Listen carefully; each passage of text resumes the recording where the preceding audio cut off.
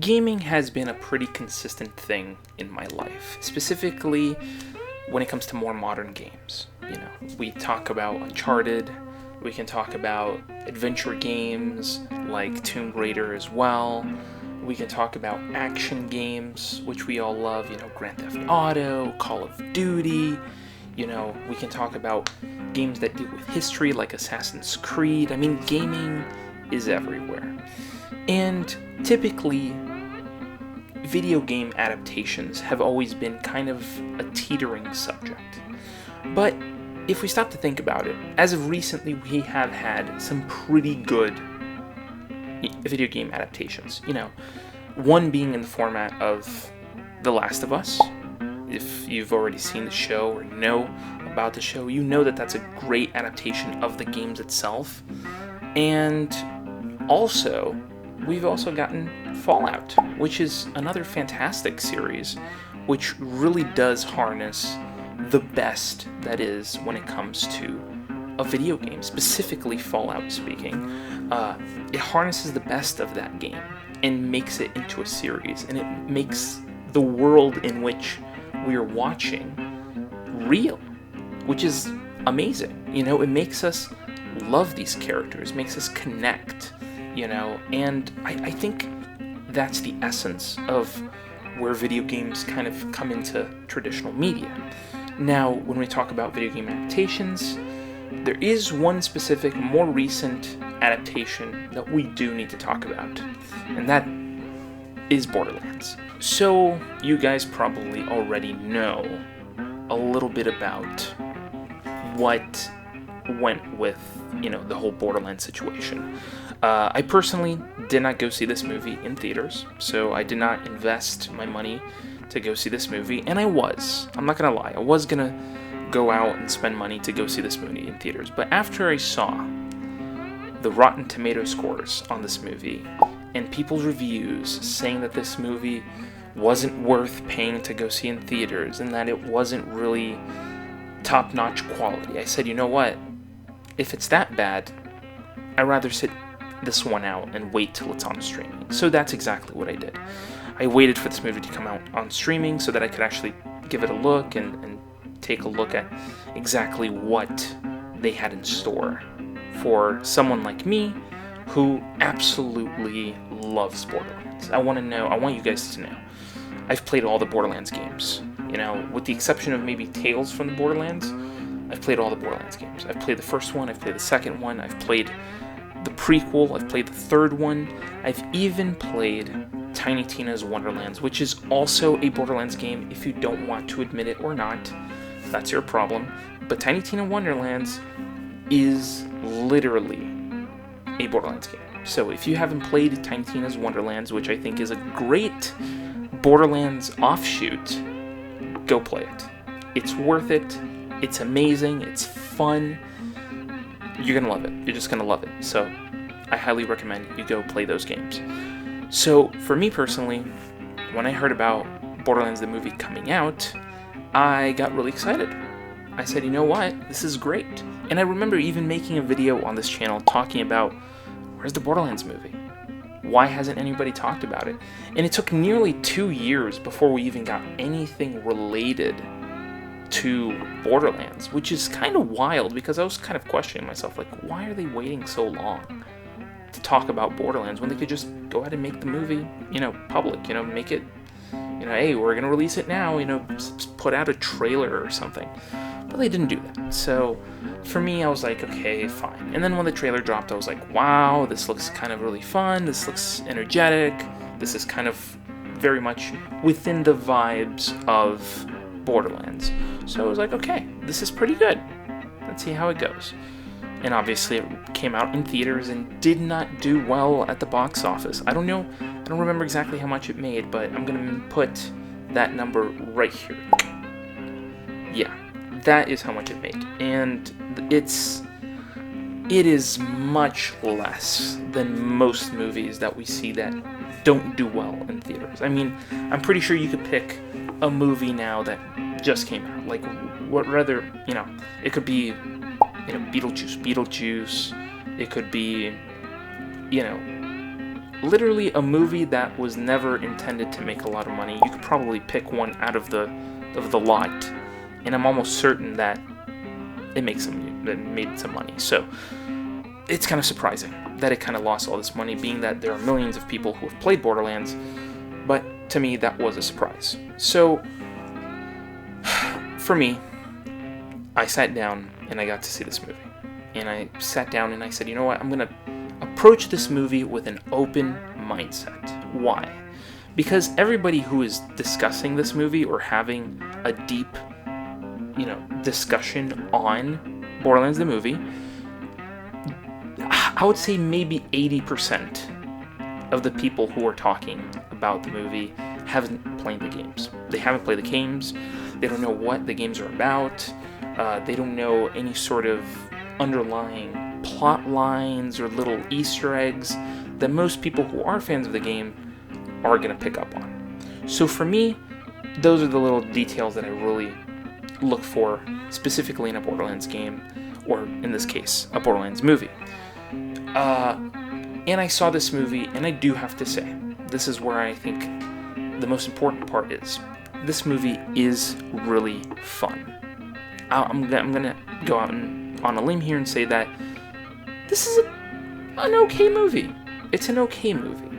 It's not a terrible movie. A lot of people were saying that this movie is a terrible movie. It's not a terrible movie. It's a good movie. It's an okay movie. I'm not gonna say it was a good movie, but it was an okay movie. It harnessed a lot of the details that Borderlands brings to the table. And honestly, I have to tackle it in two parts. I'm going to focus first on the things that it did right, and then I'm going to deal with the things that it kind of slacked on and didn't do so well. So let's talk about the visuals. The visuals look great. I think that visually speaking, this movie really strikes the balance of what is Borderlands and what is kind of realistic. It kind of straddles that line. I feel like it leans more to the realistic side than it does to the overall almost cartoony nature of Borderlands itself. So I can understand where kind of those things stand, but I think it did really well. I think it's big, it's colorful, it's what Borderlands is supposed to be. It's supposed to be big and colorful and funny and enjoyable, and I think in that kind of aspect it does really well. It does that really well. When it comes to characters, I think they really nailed a lot of the characters. Tiny Tina, fantastic. I think they chose a really great actress in Ariana Greenblatt, who has been really kicking butt recently. I mean, she has been putting out great, movies. She's been in great works, recently, and I'm very happy that she's in those works because it really has been elevating her performance. She's fantastic in this movie. Krieg, the guy who did Krieg really well. I mean, there's nothing more to say about that, but he did it really well. We have Tannis. Tannis, played by Jamie Lee Curtis. Pretty good performance. I'm not gonna lie. I felt like she could have gone a little bit further with the Tannis, persona, which is, very kind of weird, sciencey, kind of overly focused on her work, which I think, Jamie Lee Curtis did pretty well in this movie. And I think that was a good casting. I think Jamie Lee Curtis is very much so in that realm. I know people are going to mention the fact that Jamie Lee Curtis is probably a little bit older to play Tannis, considering that Tannis is a little bit younger.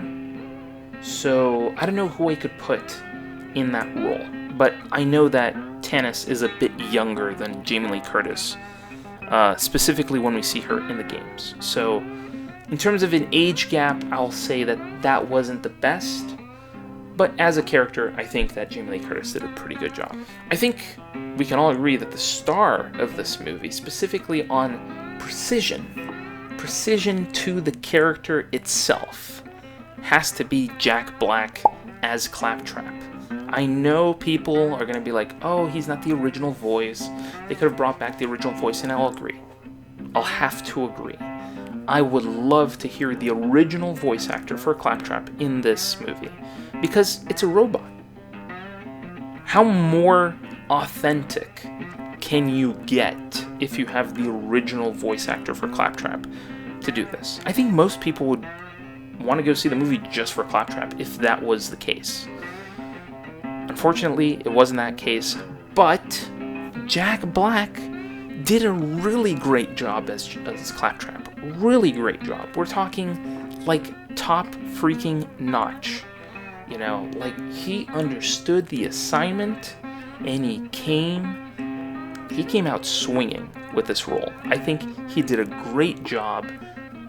Man, like I'm gonna go as far to say that if they decide to put Jack Black as the new voice of Claptrap for the games, whew, you got a thumbs up from me, dude, because that would be awesome to hear his voice, because he did a great job. In one character, I would say like an honorable mention. I'm not going to say that she did a fantastic job, that she was amazing, but I'm going to give a little bit of leeway to Moxie showing up in this movie. I think Mad Moxie showing up was kind of inevitable.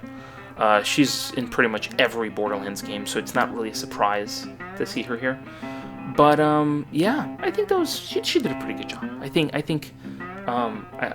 that Moxie in this movie isn't the Moxie that we all know and love, but it's okay. I mean, it was okay. It was okay. It was an okay performance there for Moxie. Yeah, that's as much as I can go there. And I think the final thing that I would say that positively, points out in this movie is that Pandora kind of looked interesting. I'm not gonna lie, it kind of looked interesting to me. It had a certain visual style, the type of style that you would expect from Pandora in terms of visually speaking. The planet itself, like the rocks and the desert, very much in that color tone that we expect, very desert-y style. I just feel like they didn't really explore Pandora much, but Pandora itself is a diverse land, and we got to see maybe a tenth of it in this in this movie. So I mean, it looked interesting. I'm not gonna say it was terrible. It didn't look terrible at all. It looked interesting. So yeah, in terms of positivity, that is what I'll give it to. It looked interesting. And now is the part where we get to the not so great parts of this movie. And I'm gonna have to go out on a limb and say something pretty sad. I think the idea of making Lilith the main character was a bad idea. And I think that's where the first core structural piece comes in.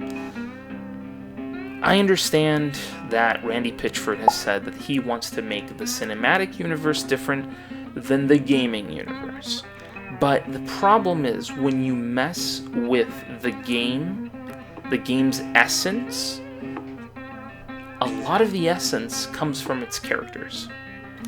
And if you are going to choose one character out of the four main ones to kind of put all your focus on, we kind of have a problem.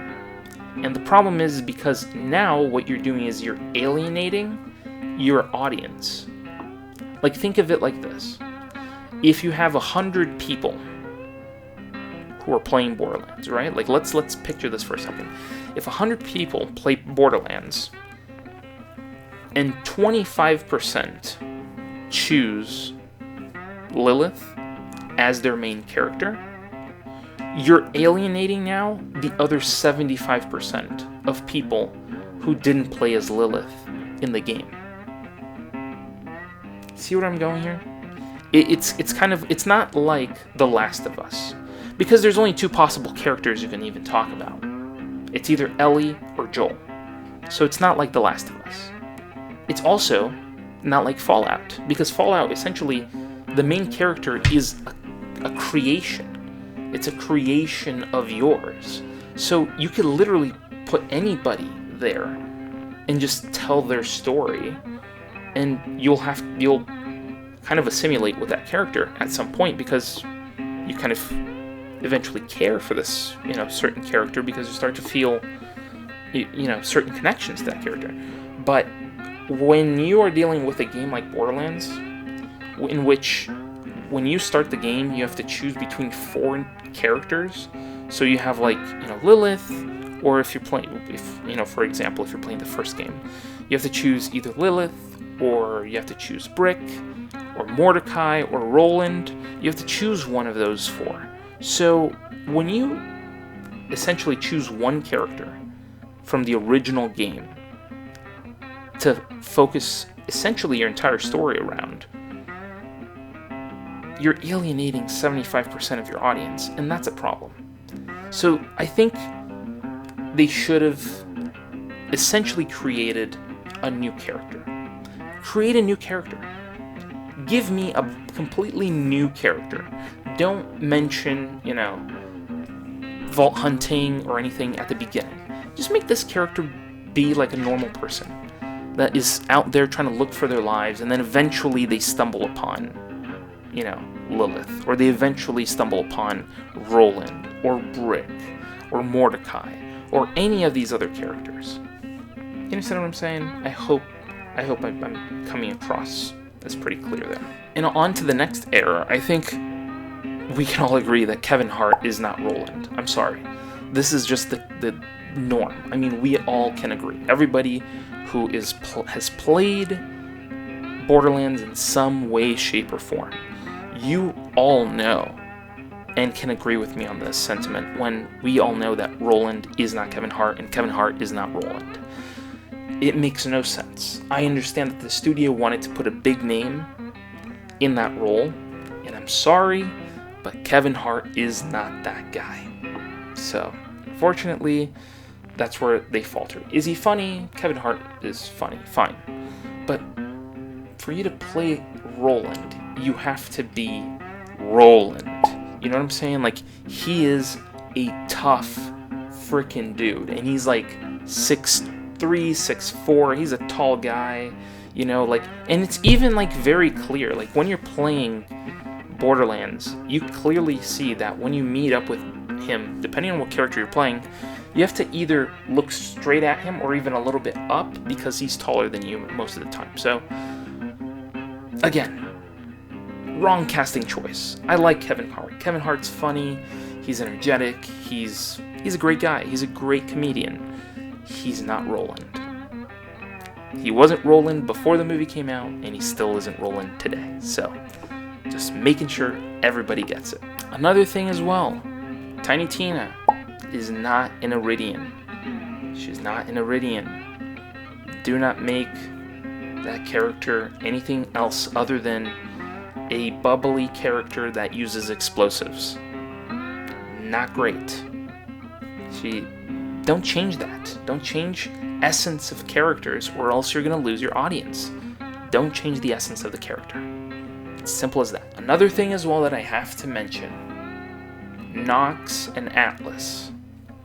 What the hell? What the hell? Who? These are the most useless villains you could possibly come up with. I'm sorry. That's just the truth. These are the most useless villains you could possibly come up with. Useless. You have, Atlas, who is this dude who just isn't... he shows up maybe 3 times in the movie, and he has 0 menacing factor about him. I'm sorry, I do not feel threatened by him whatsoever. He just seems like a very, fart in the wind kind of character. I'm not saying that the actor is bad. The actor is a great actor. By the way, they picked some great actors for this movie. Great actors. The problem isn't the actor. The problem is the character. It's the writing. It's the setup of this character. That's the problem. The actors are not the problem here. It's the setup. It's the story. So again, useless character. Really useless character, you know? And that also extends to General Knox, which is played by Janina Gavankar, who we all know as someone who is a devout gamer. I absolutely love Janina Gavankar. She's great. The character is useless. I mean, straight off from the beginning of the movie, the very first encounter we see with General Knox, she gets knocked out. I'm sorry. Last time I checked, and this is not a thing, this is not a play on gender roles, it's not a play on anything, but the last time I checked, General Knox was an old dude with an eye patch that was in a robot suit. That's menacing. I'm sorry. That's menacing. Like, if you were to take her and say that she was mangled in a very messed up accident, and the only thing that survived was like her head, and they had to attach it to a robot's body in order for her to actually survive, and she had all these crazy abilities that she could literally tear people apart, that's menacing. That would make for a much better character than what they did with General Knox in this movie. Again, problem is not the actor. Janina Gavankar is a very experienced and professional actress. She's amazing. I freaking love her. She does, Iden Versio in Battlefront. She did a great performance. My God, fantastic character. A character that I would love to see in live action. In this movie, not the character we wanted. Not the character that is set up to be, the General Knox that we all know. So, that's kind of sad. Now, in an error that this movie commits, that I would say is probably the most egregious, error. It's one of the biggest errors possible for a Borderlands movie to make, and hopefully maybe one day, if they go to TV, I don't know. But one of the biggest mistakes you can make is not having the world feel like the world of Borderlands. And let me specify this. If you're going to make a Borderlands game, or in this case, the movie, right? You have to understand the essentials of making the world of Pandora stand out. So, for an example, in this movie, I think I could probably count on one hand how many times I've seen a skag. Like a living skag in this movie. I could probably count on one hand. Racks, same story. I could probably count on one hand how many racks show up in this movie. I think that's a problem, right?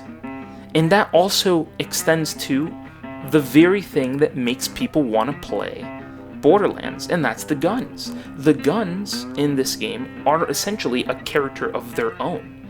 They have electricity, they're caustic, they either shoot fire. You have to make it so that the world feels like the world of Borderlands. And there's no loot crates, there's no references to looting. Now I would love to see something along the lines of a character picking up a weapon and looking at the weapon and looking at the one that they're holding now and kind of looking at it and kind of trying to compare one to the other, because that would be a direct callback to what we all do when we're playing Borderlands. We stop sometimes after we finish the battle, the boss has been killed, and we have to scavenge for loot. So I would love to see those little essence of understanding in the material that you've been given, because that's something that we see in Fallout. Holy cow, how many times have we seen in the movie Fallout, the show Fallout, references that were very direct to the game. I mean, think about this for a second, okay? The whole idea in Fallout, where you carry a lot of stuff and you can become over encumbered, they've essentially written a way into the story for you to never be over encumbered, and that is that you have a scribe that follows you everywhere you go, carrying all this heavy gear. So it's like, come on, like, do you understand? Like, if it's in a Borderlands game, you expect these little references back to the game itself that people know and love and want to actually connect with. Not nothing. It just feels like it was rushed. I feel like they had the opportunity to make something good, and they didn't. They didn't take their time to understand the material for what it was. And that to me kind of sucks, because I love Borderlands. So to see that happen kind of like put me off. But I digress. You know, I'll take it as it is, because, you know, I try to be as positive as I can when approaching these sorts of projects. So I'll say it like this: they could have done a lot better. Could have done a lot better to make this the Borderlands we all know and love. And part of the essence of Borderlands comes also the type of language that is being used. Because let's be very honest here, Borderlands isn't the type of subject matter that is G-rated. Okay, like, we can all agree here that people, you know, exploding and doing all these different things and being in really messed up situations does not warrant a movie to be PG-13. And I feel like this movie got like a PG-13 rating, because honestly, I don't even think it was a PG-13 rating. I think it was like a PG rating, because I can't remember. Okay, you know what? Maybe there's one F word the entire movie, so maybe yes, it was a PG-13 rating. But really, PG-13? Like, this should have been an R-rated movie, man. Like, I want to hear the filthiest possible things come out of these characters' mouths. And that's just Borderlands. Like, I don't know. I don't know if they're trying to make Borderlands more kid-friendly. And I'm not gonna lie, like, I kind of noticed this recently while playing Tiny Tina's Wonderlands, because that game is, I think it's teen rated. It's not even mature, rated M for mature. It's rated like for teens. So I mean, it's so strange to me that they would go in the direction of PG-13, being that the subject matter really isn't PG-13. So yeah, I think they botched it. They should have totally gone for an R rating. And people are like, oh, but a movie with an R rating doesn't do as well. Well, if you do a movie with an R rating that is good, people will go see it, and I will be very clear with you. The most recent R-rated movie that did great was Deadpool and Wolverine. I don't know about you, but I think that they're swimming in billions right now, and like well over $1 billion. You know, I don't see the problem there. I don't see the problem in making it R-rated. Like, just make it true and real to the characters. I don't know. I'm just gonna rant forever on this subject. But anyways, make it R-rated, because that's what people deserve. So yeah, I think I've covered pretty much everything in terms of my grievances and the things that I didn't really enjoy about this movie. And even then, even after all of that, you know, I still think that it's a movie kind of worth watching. I mean, if you want to take this movie and you want to play it on the background while you do laundry, or maybe you want to, you know, play this movie while you're, you know, doing Scrabble, or you want to have, you know, friends over and you just want to have a night where you just watch random movies, yeah, watch Borderlands. I'm not going to say it's a terrible movie. It just did a lot of things wrong, but it's not a terrible movie, you know. I try to combat this from the point of view of someone who likes Borderlands, you know. So I don't think it was an absolutely terrible movie. It just did a lot of things that were wrong. And I think it's important to talk about these things, to be able to air out these things, because ultimately, I would love to see Borderlands come back. I would love to see something else of Borderlands. And, maybe this was like their first attempt at something. And maybe later down the line, this could be kind of like the Suicide Squad to what eventually will be a Suicide Squad. Kind of, in that sort of transitional way. Like maybe this Borderlands movie is going to be what is the next movie going to be the better version of what came before. So I know it sounds kind of mixed up and mumbled up, but you understand. You probably understand what I'm talking about. Now, even after all these grievances, there is one little detail that I really loved about this. Really loved about this movie that while I was watching it, I had to stop and pause and be like, whoa, go back. So I rewind it, and then I looked at it and was like, wait, is that who I think it is? Yes. There is a cameo appearance in this movie by none other than Jessica Negri. Now, I know you probably, if you're a fan of all this, if you're a fan of, geekdom and gaming and cosplayers and all this, you probably know who Jessica Negri is.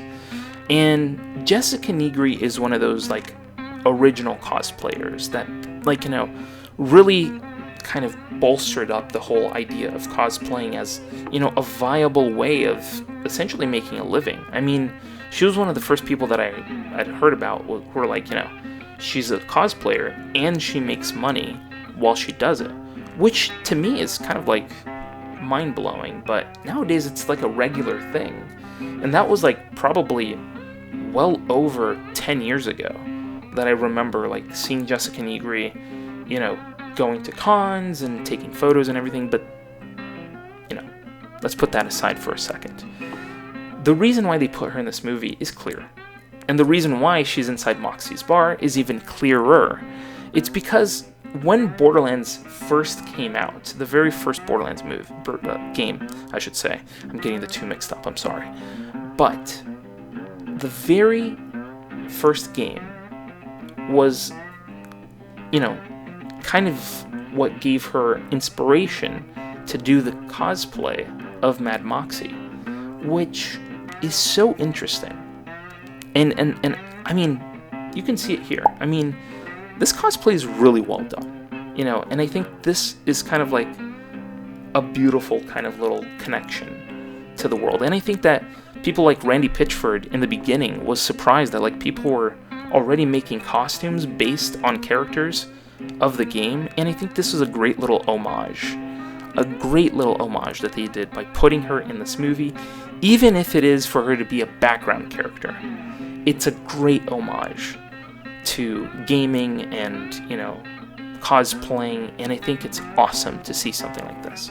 So I have to say, huge props to the people over at Gearbox for making this little tiny Easter egg in their movie. And it shows that Gearbox really cares about, the people who promote them, who bolster their stories, who actually, promote them in some sort of way. And I love that. That's kind of like a true sense of community, in a sense that, people love Borderlands. And I think that them, promoting somebody who went, all the way to promote Borderlands in a very creative way, that's really cool. I love that. And I think that was probably of everything in this movie, I think that one little cameo was the little spark in the eye of okay, you know what?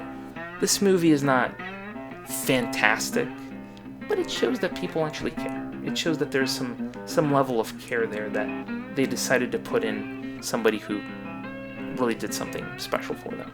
Now, apart from all of this, I think that it's very, very clear that it was, Borderlands was not a successful movie. It wasn't a successful movie. It didn't do good in the box office. The reviews weren't great. A lot of things were wrong with this movie. And even then, even after all of the things that this movie did wrong, I still think it's an okay movie. I still think it's a worthy movie of you if you want to watch it once and be like, okay, fine. I already watched this movie once, so I gave it a chance. Done.